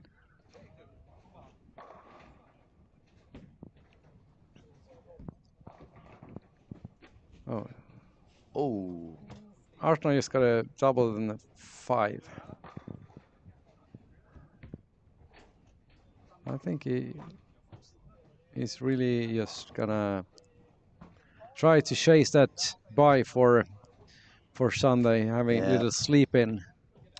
Okay, we have the scores updated. People above par has dropped down to only 12 bowlers. People with chances to make it into the final, I would say probably all the way down to the top 5. Oliver Dahlgren from Team Pergamon is now with 51 over. He's bowling on 19 and 20. He's got the first 3. So if he shoots... he needs a big game. He needs a big game, probably But 260, 270. But he's more than capable to do it. I mean, this kid is super talented. I've seen him bowling many times before. And when he's on fire, he's really on fire. He have also played for my team back home. Really? He's from up north, yeah. But how many people can you fit up there? I mean, I thought it was only tiers. We're just bringing up talents, you know. But for those who are listening and they really have no clue, how far north you live? If you sit in the car from my place and you drive 1 hour north, you're above the Arctic Circle. My goodness. And the same thing if I were to drive down to Helsingborg and then do the opposite drive south from Helsingborg, I end up in Venice, Italy. My goodness. So that's the same distance from Venice, Italy to Helsingborg that it is Then from Helsingborg Helsingborg up to me. But then you don't really drive that often. You probably take No. planes over and over again. Way too much. It's too many hours. It was forever when I drove down from Mora. It always took me like 8 hours, Yeah. and Mora is It's not halfway. it's not even halfway. That's what I was gonna say. And all those roads that you really need to be aware with all those animals crossing. I remember once from Mora I was driving into Thomas, into Karlskoga, and it was my first time driving from Mora to Karlskoga. So it was very tough for me to get there. I was trying to use the GPS, and all of a sudden the GPS put me on one of those very small roads, and the car was telling me, do not drive beyond 45 kilometers per hour. And I was telling the car, how the heck am I going to drive 45? There's no way I can drive more than 20 on this road. And all of a sudden, a gigantic moose crosses in front of me. Those things are a lot bigger than I ever believed to. Yeah. It's even taller than a horse. Yeah. That was impressive. I got chicken skin for 10 minutes, I promise you that. But, okay, we have a Nate comment over here. Nate Purchase is Someone still... says he never uses another ball. But my reply would say, if you win the way he wins, why use another one, right? Yes, it's yeah. He have won tournaments on the PBA tour using reactive balls, so he knows how to throw them as well. And taking a win on the PBA takes more than just being able to throw one ball. One ball, absolutely. Yeah. So. But he's very good at it. So I know. Of course, I mean, when you can use it, if you're the best in the world with something, of course you're gonna use it. you just have to be, if you have the chance and you can play your A game. Yeah. Why would you go to the B game? Yeah, and we have to remember Jesper is one of the most, if not the most accurate player on the PBA tour. He's best spear shooter on the entire tour. He's, if you go with the Spectre data, he's the most accurate player on the PBA tour. So it's not only about using a particular ball. You have to know how to use it as well, and then you have to hit your target. And and on making the your other hand, spares. I would say it's not a soft urethane ball. It's not the ball that everybody's using, and it's not the ball that is doing the game super easy like some other balls are doing. So the fact that he's using it, it even proves how good it can be. To be fair, he was using A pitch black. a lot of pitch black as well, but but when the rules have changed, yep, you have to change with the rules. It hasn't been any problem for you. No. Now back to track.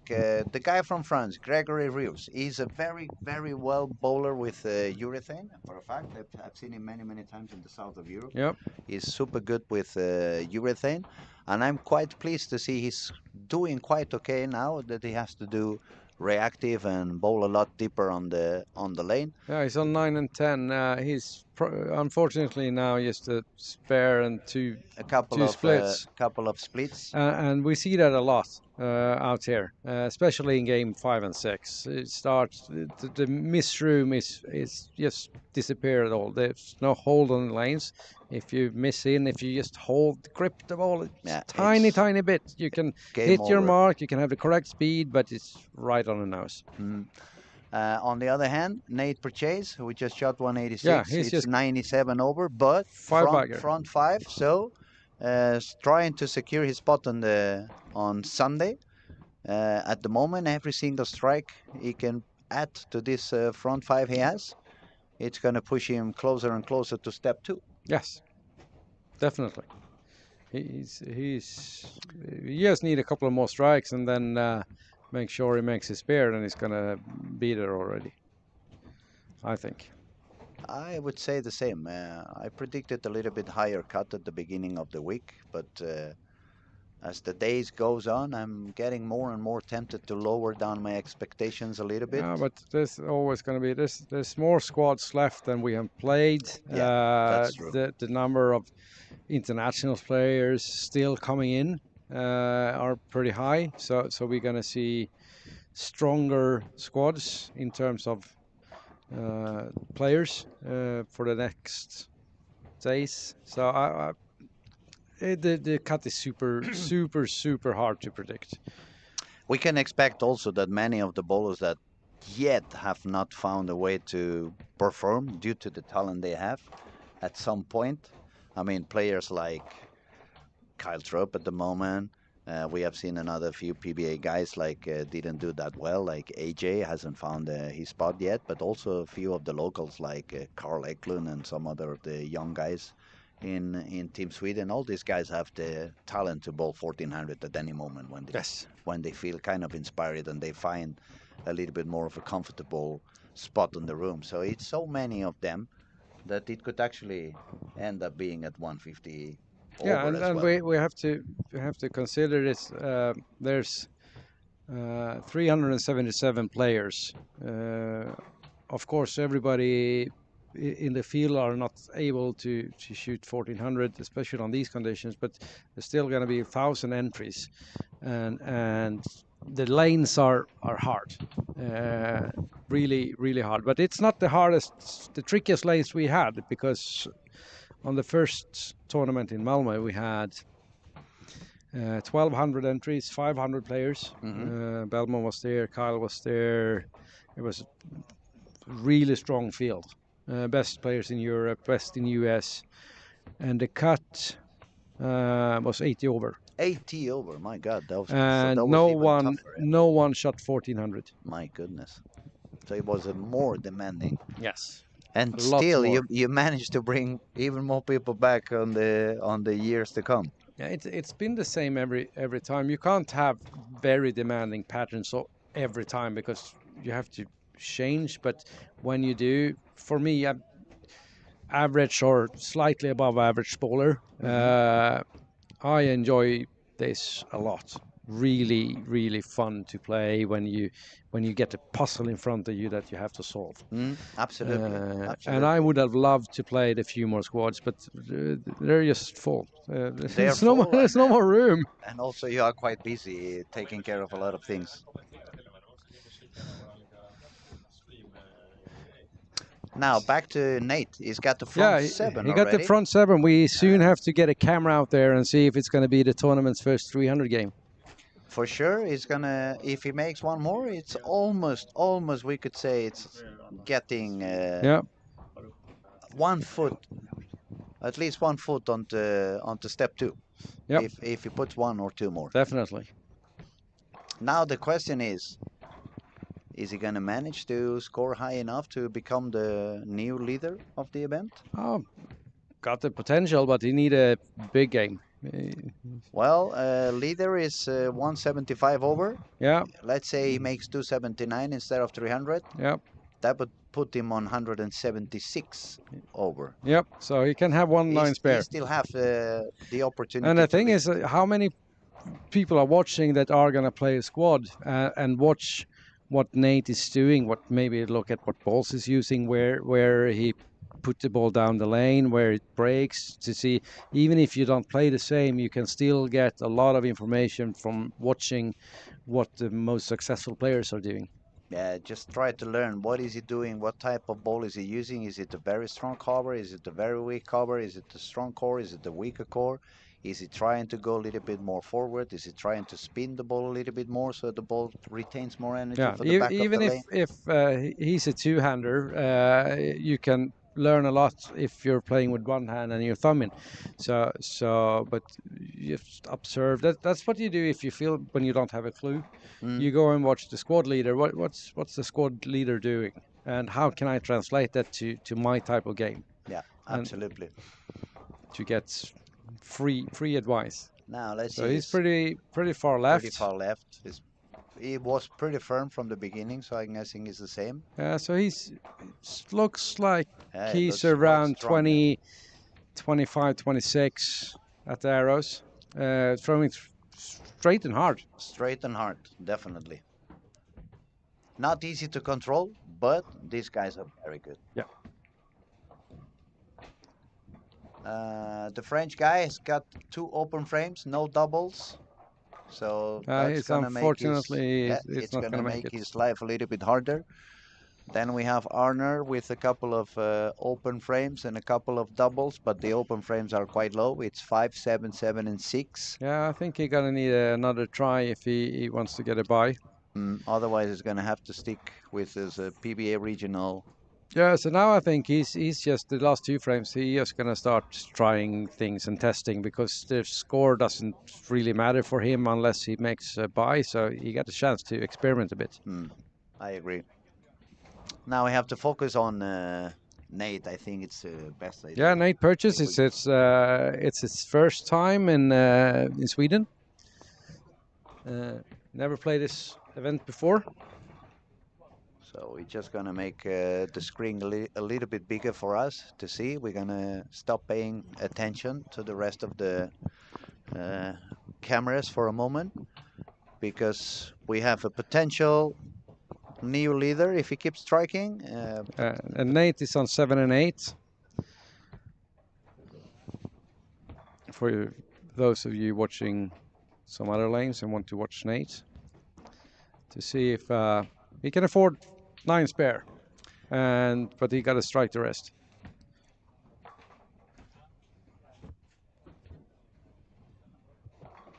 Well, he's in good company. He's bowling with a lot of Pergamon people. Yeah, 3 of them, and 2 young two-handers as well. So if they're smart, they try to copy what Nate's doing, because it's pretty much the same part of the lane. But that it comes down to watching what the hand does, what balls you're playing.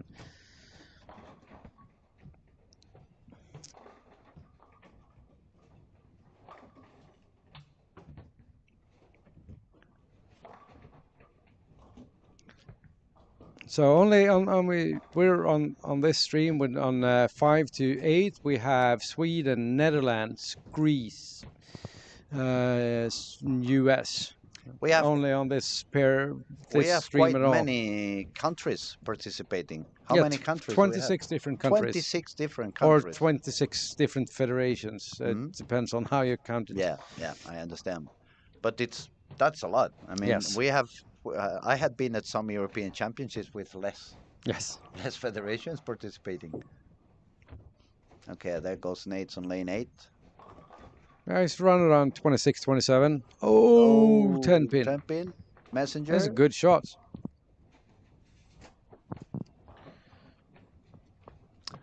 Now he needs to spare and strike out on the 10 to become the new leader of the event With 1 pin. with 1 pin. And then if that happens, we're going to have the top 3 are going to be separated by 1 pin. Yeah, one 76, after the other. 75, And 74. 74.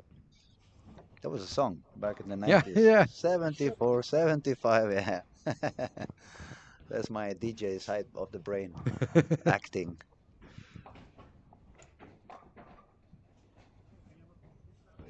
And one way to tell that the lanes are really tricky. I don't have the actual statistics on this, but we must have seen at least 12 to 15 2 counts where players only get 6 and 9. They miss a little bit too far to the outside. Just The a ball little bit. skids all the way down, and they You missed take the right. 6 and the 9. Yeah, you missed a little bit and little bit too much speed, and poof, there you go, 2. Gone. So he makes the spare. Yeah, nice spare for Nate. With that spare, we can say he's already into the finals because he's already working on the Most likely, yes. 50 over. Never- even if he wouldn't. Do You're a never mark sure, on the but 10th, but yeah, no, you're never sure, but it looks a bit like that. yeah, he's the only one from this squad that's getting at a almost secure spot. So quick up on the approach. He's standing as if he had a ball return. Yeah. That's pretty common when you go that far left. That's on the lane where there's no ball return. You also stay at the same length. Same length, so you keep your muscle memory Yeah. very similar, and you don't do different things from one lane to the other. So we had a 9 again. So we're looking at 65 with a spare strike. 65 spare strike, so he's going to be top 4 for sure. Yes. But that's a very, very good effort for him on the last couple of games coming back after a little Yeah, he bit struggled of, a bit on the first squad as well. The first squad that he played.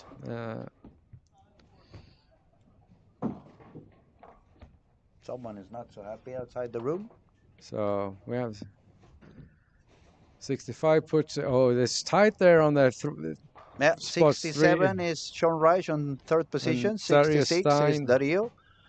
And now Nate, if he strikes, is going to be 65. So that would put him on the fifth position, currently 5th position. But that's going to be already 7 bowlers with 150 over. It's getting closer to my prediction. Come on, guys, keep pushing, keep pushing.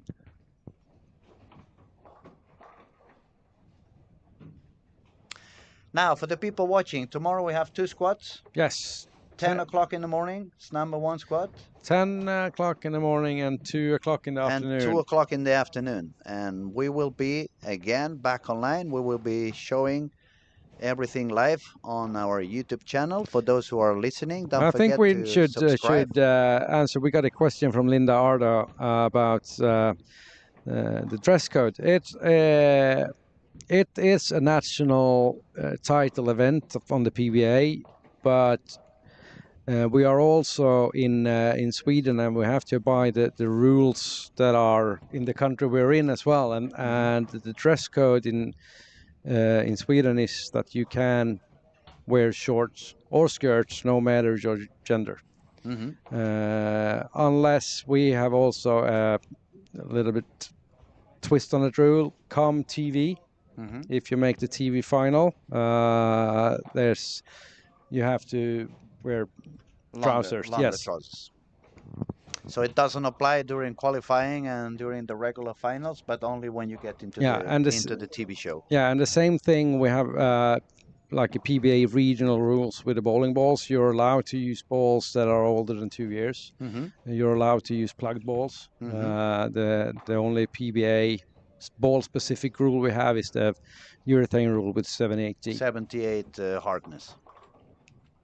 Okay, cool. Finally, Nate shot 266 to finish his squad with 1363. That's going to put him into the 5th position in the total of the tournament. And I would say that's going to guarantee a spot for him in the final. For sure. Not sure it's going to be step 1 or step 2, but for sure he's going to make it into the final. So we're going to drop the commentary in here. It's only just a couple of guys finishing their games. We thank you everybody for your attention. We'll be back tomorrow. Thank you so much, Daniel, for joining me and doing me some company and mostly explaining a little bit how did this event begin and a little bit of the history. It's a really long story. I will write a book someday, but not yet. But we'll be back tomorrow. Thank you for watching. Don't forget to subscribe into our YouTube channel for more free content during the rest of the week and especially the rest of the season. Thank you very much, everybody, for your attention. Have a good night, and I'll see you tomorrow.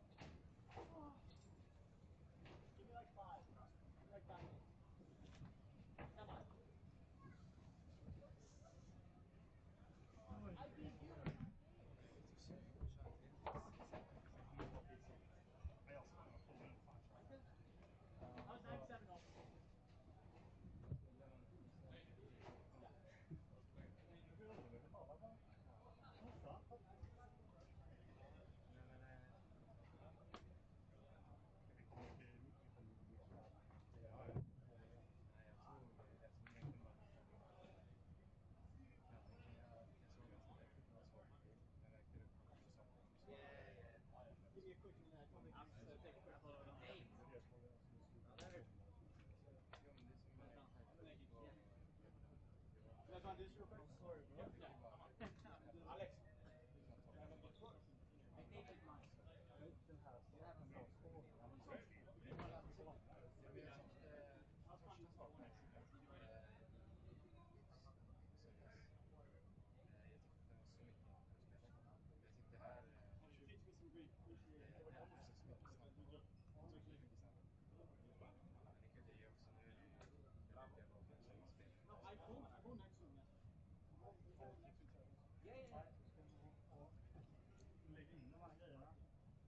I don't know.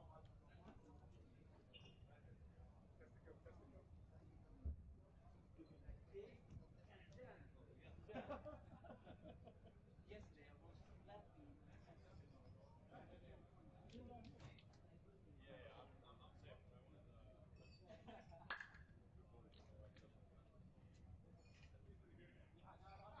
I think I probably would drop left. How did it go, bro?